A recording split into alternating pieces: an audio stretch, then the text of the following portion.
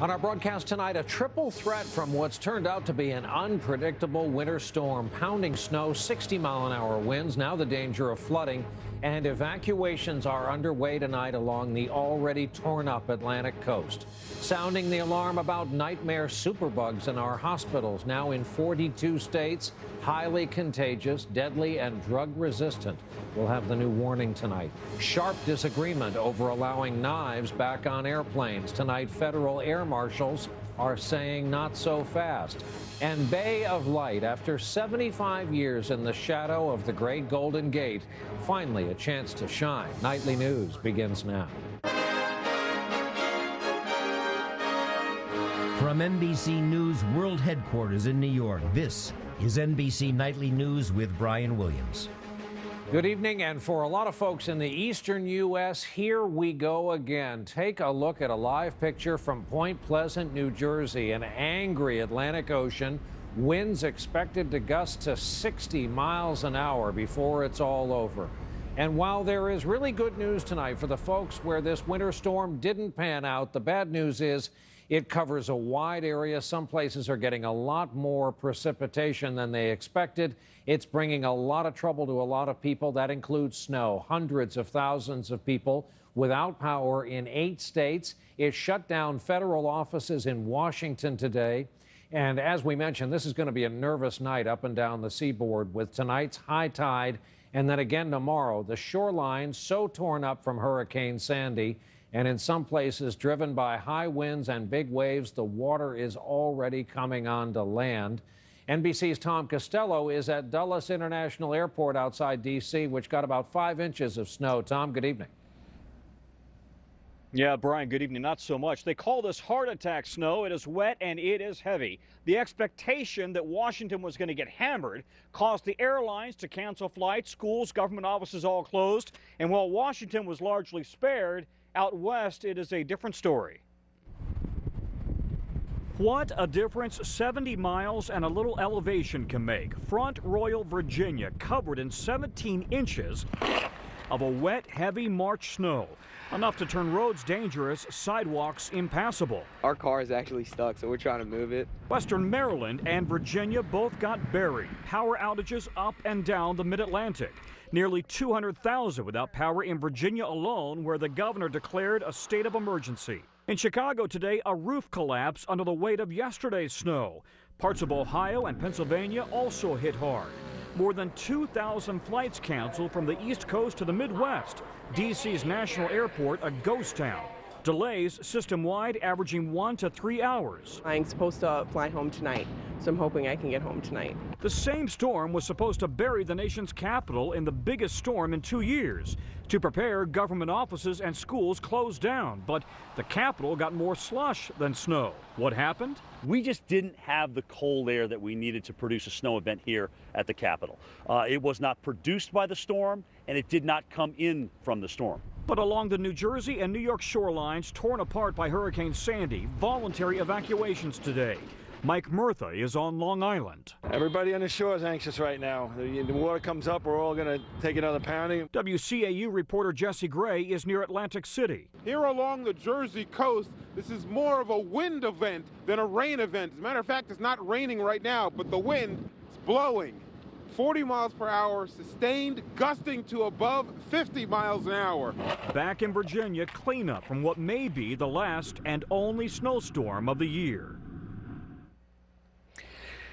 Meteorologists are saying that this is an example of why the U.S. needs a better supercomputer for forecasting. Brian, the European model essentially said that for D.C. this was going to be more of a rain event, but the U.S. model said no, more of a snow event. Again, the European model got it right. As for tomorrow, so far about 124 flight cancellations. Back to you. All right, Tom Costello starting us off at Dulles. We mentioned Front Royal, Virginia. Let's go there next. Weather Channel meteorologist Reynolds Wolf with us from there. Reynolds, good evening.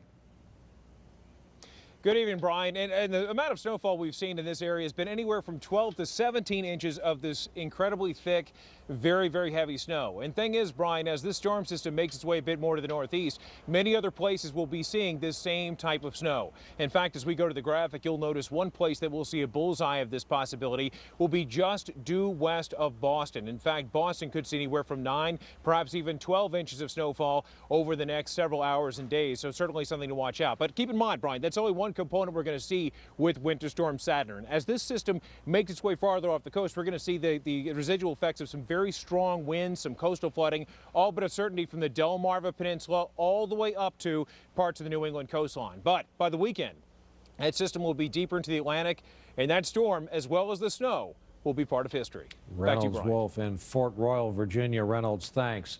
Front Royal, rather. Now to air travel and the TSA's plan to change the rules back to before 9/11 and allow people to bring small knives on board aircraft. Flight attendants came out against this rule change yesterday. Then today, the air marshals slammed the decision. NBC's Pete Williams in our D.C. newsroom with more on this tonight. Pete? Brian, some family members of people killed on 9/11 are saying they don't like the idea. In addition to the federal air marshals, the TSA announced yesterday that starting April 25th, airline passengers can carry on knives that have folding blades up to about 2 1/3 inches long, slightly more than the height of a dollar bill.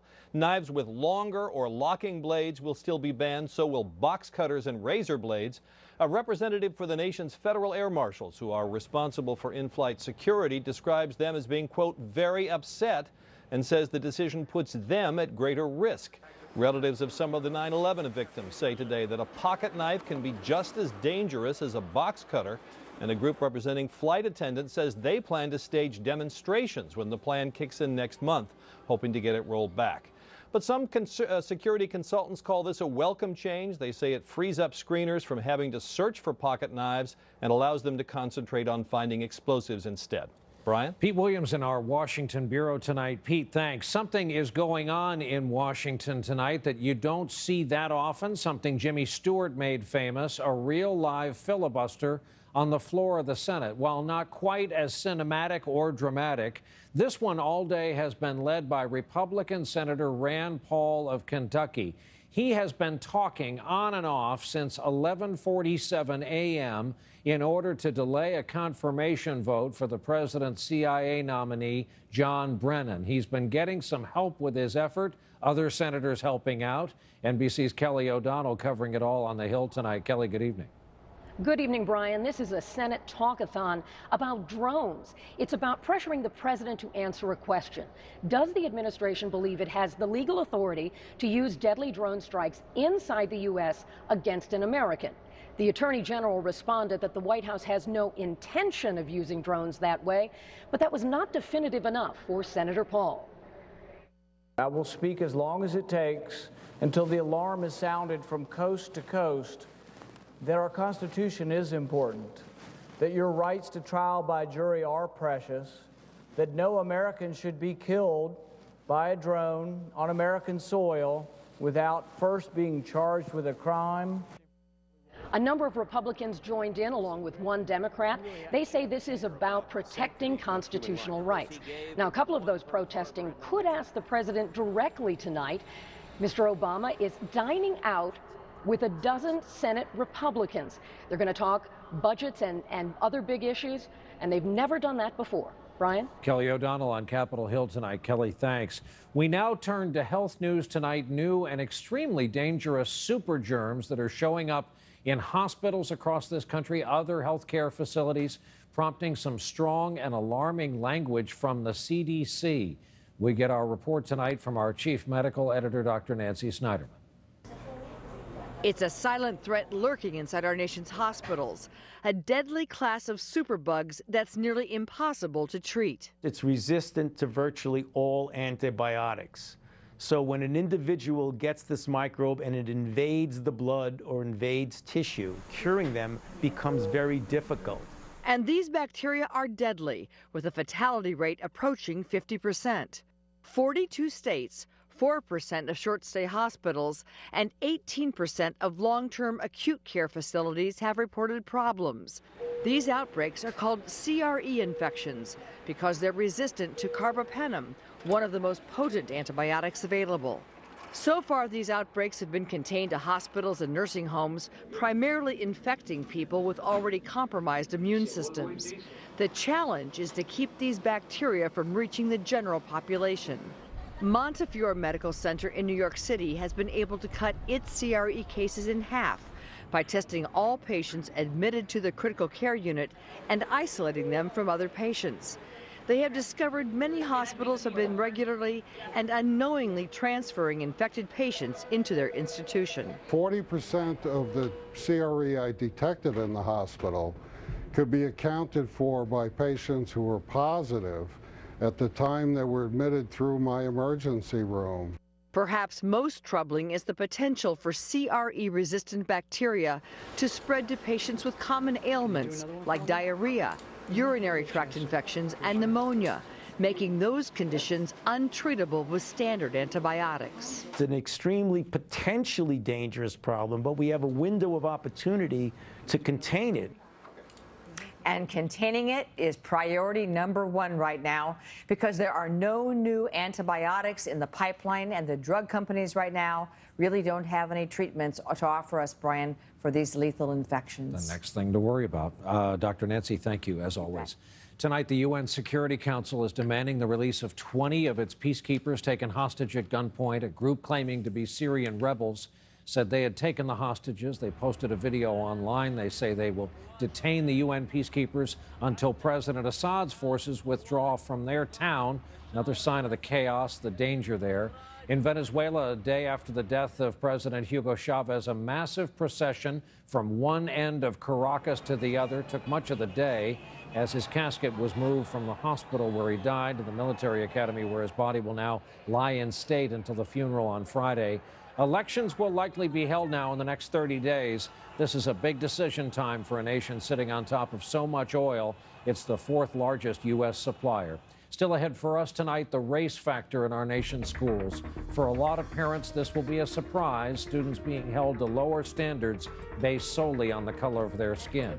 And later, the sad news today about one of the most beloved TV actresses of our era. What kind of fancy crud did she serve? Education Nation is proudly supported by the W.K. Kellogg Foundation, a partner with communities where children come first. In the world of education, it's called the achievement gap, the disparity in the academic performance of kids in groups defined by income and race or ethnicity. There have been a lot of efforts to make things right and even things up, including schools that are chasing a federal standard for all students in ways that might even surprise some parents. Our report tonight from our chief education correspondent, Rahima Ellis. Diallo hopes to be an explorer. Jungles. Kari, perhaps a scientist. Biologist.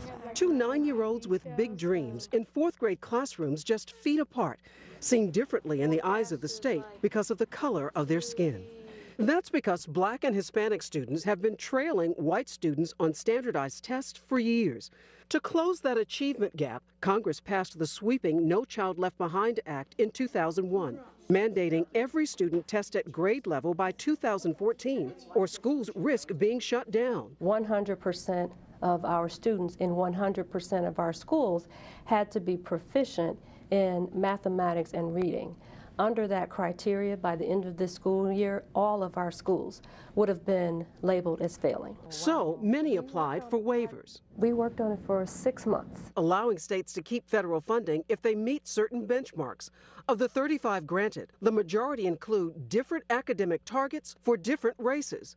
In Washington, D.C., for example, 71% of Black and 77% of Hispanic students need to be proficient in math by 2017, compared to 94% of white students. The intention in closing the achievement gap is the right one. We want to see that gap close, but lowering expectations for students of color is not the answer and sends the wrong message. Some parents who find the targets troublesome say they understand the reasoning behind them. It can sound like different standards, but hopefully what it is looking at where people are and bringing them up to the same standard. Diallo Woods and his sisters attend D.C. public schools. While their parents support efforts to close the achievement gap, Nicole, also a teacher, finds the targets unsettling. I'm not saying to myself, listen, this is what the white kids can do and this is what you can do. I would never do that to my children. And so to hold them to a bar that says, you're only gonna make it this far,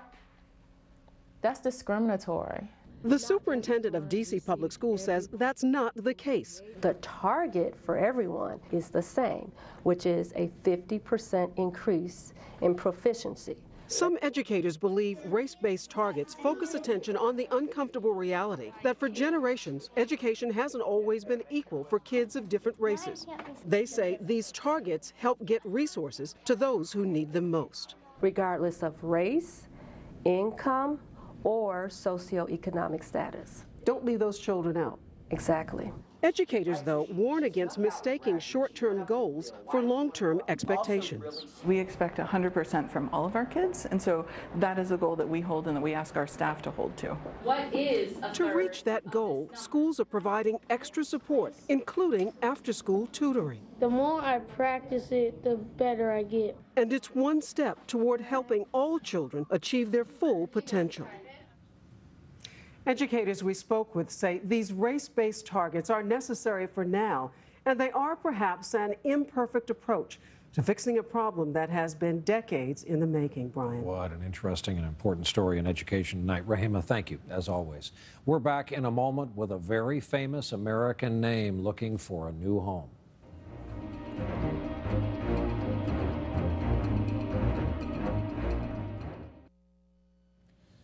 Mitt Romney's going back to work. He's taken a job for his son Tag Romney's private equity firm in Boston. He'll be helping out about a week every month, they say, mostly as a rainmaker, bringing in business and generating funds for the firm. Former Arizona Congresswoman Gabby Giffords today went back to the Safeway supermarket where she was shot. She appeared with her husband, spoke just 15 words to the crowd, but delivered a powerful message just by being there in support of expanded background checks for gun buyers. That shooting in Tucson by Jared Loeffner was just over 2 years ago now. Giffords' husband repeated he and his wife are both gun owners and strong supporters of the Second Amendment. 6 people were killed in front of that supermarket, 13 wounded, including the Congresswoman.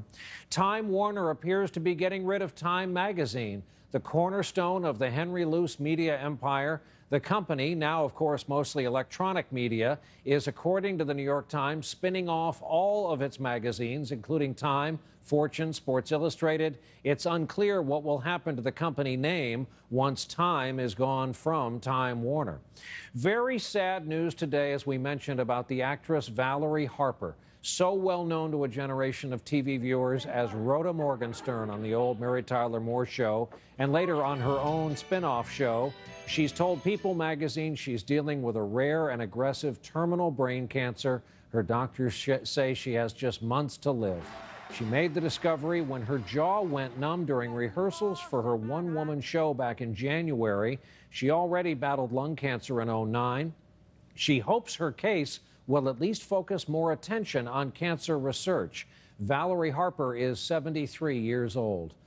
Lots of hubbub in the UK over a supposed slip of the tongue by the expectant Kate Middleton. She was on a walkabout in the northern English town of Grimsby when she was given a teddy bear. She said thanks, and it sounded to those present like she started to say she would give it to her daughter. In truth, she maybe started to form the letter D.